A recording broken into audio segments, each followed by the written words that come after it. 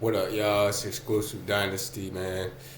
So, the Brooklyn Nets just traded Kyrie over to Dallas. So now Dallas has one player that dominates the ball 50% of the time and another player that dominates the ball 50% of the time. I don't know what type of sense this makes. I'm not gonna lie. I'm not gonna lie to you. But I mean, let's keep it real. You got two like crazy talented players with these two on the same squad.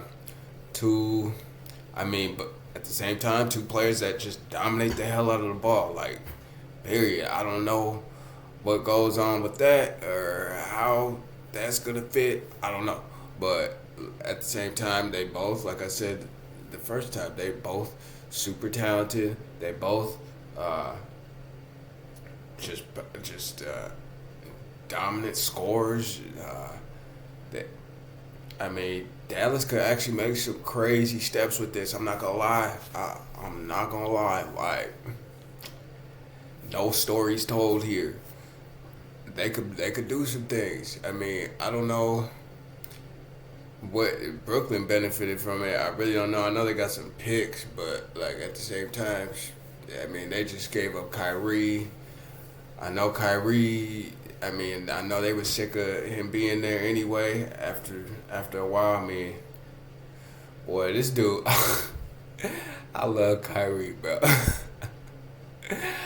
I freaking love Kyrie, bro. This dude really do be seeming bipolar as hell, though. I'm not gonna lie. Like, one year this dude is like, I'm a diehard Brooklyn Nets player, and I'm a diehard Brooklyn Nets employee. And the next year, this dude is just like, I'm on 110% gypsy mode. I don't even know what the hell the NBA is. Dude missed like 30 games, and all of a sudden he just like, bro, just like straight disappears out of the whole league. But I mean, I guess he's gonna be suiting up for Dallas, and I mean, it sounds like he's gonna be like consistently in the lineup with them. I'm not hearing anything, outside of that. But yeah, it's gonna be Luka, it's gonna be Kyrie together. That's that backcourt is gonna be problems. Now, in my opinion, what I'll say how they should how the backcourt should be ran, in my opinion, from what I see, is that Luka's gonna have to. I mean, if they were smart, if Dallas was smart and had like any type of inkling of intelligence, bro, they need to start Kyrie at point guard, and Kyrie needs to stop like pushing off the point guard position. Like, bro, you fit perfectly at point guard. Yeah, you like to score, you like to ISO, but you're super talented passer too. You distribute the ball at elite level. Let's just like keep it a solid buck. Like, Kyrie can pass the ball too. I mean, he can score the ball, but he can pass the ball. Not saying Luka can't, but Luka has like a more slow grind. So I mean, in my opinion, I would start Kyrie at the point. He's quicker. Like I said, he can pass. He can score at will. But Luka can get a lot more.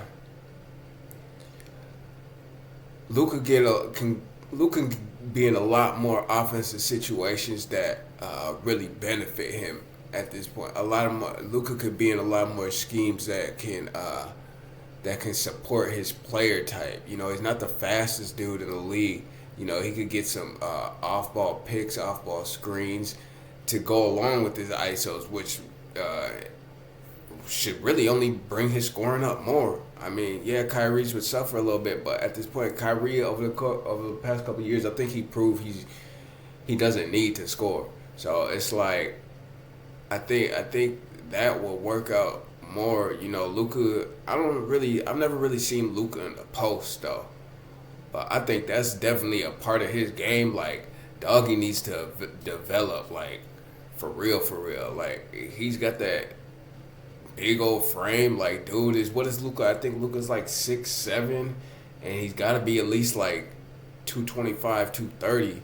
So I'm like give him a little bit of a post game to go along with his perimeter penetration and attacking the rim and his pull up three, his his scoring around the rim. Like, bro, with Kyrie there to take some of the pressure off, bro, Luka's scoring average could like very like in all seriousness like could literally reach like 40 to 45 points a game. Like, for real. Like, if you scoring 30 at this point, you know, you bring a distraction like Kyrie next to you to distract the defense, like, really, like, there should be really nothing stopping you from, like, getting career numbers offensively. Now, defensively, I don't know. I mean, Kyrie's never really been, like, known. I mean, definitely hasn't been known as no defensive player. Yeah, Kyrie on ball defense, I'm not really like a big fan of, but and honestly, I don't even really know what Dallas has as far as big men to support what they got going on with this trade, but I think it should be enough, really. I mean, you would have to have a really shitty starting five to not be able to support the combination of Luka Doncic and Kyrie Irving in the backcourt. Like, if you guys can't, if your front court can't hold up with that, and your spot in your 3-and-D guy is Tim Hardaway Jr. Like, if you can't support that from the 4 and the 5 position, like, all right, that's, I'm gonna be honest, that's a little ridiculous. But I think they can. From what they got, Christian Woods on their roster.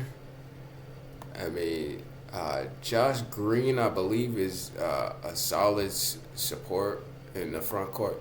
So they should be, man, they should be A1. I'm not gonna lie to you. Like, Dallas, that's a move. That's a move. So I don't really know. I'm still Warriors all day. I don't really know what the league's gonna do with them. I really don't know who's gonna compete with them at this point. They got so much youth, and they got all their youth has no egos. They have no egos at all, and so yeah, man, that's just that's gonna be a sight to see over in the West now. With Kyrie just moved over to the West, I don't know who the other contenders are. I mean, maybe I wouldn't say Portland, but maybe Phoenix. I don't know exactly how they doing this year. I don't know what the Lakers are really doing. I don't think they're doing nothing special though. But they could be waiting till that mid-season, late season kick up, you know what I'm saying, to start up to really make that push for the playoffs and high seeding and all that good stuff. But yeah, other than that, like the Mavericks definitely like jumped up, and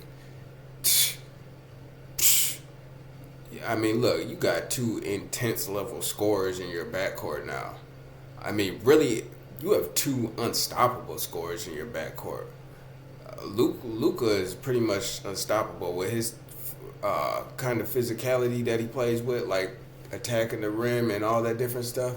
And Kyrie, let's just be honest, isolation, like, you really can't guard Kyrie. I mean, he is an issue. Like, that boy is an issue. He's really a boy like that. So, I mean, we about to see what's about to pop off in the West. Exclusive Dynasty era. I'm going to holler at y'all. Adios.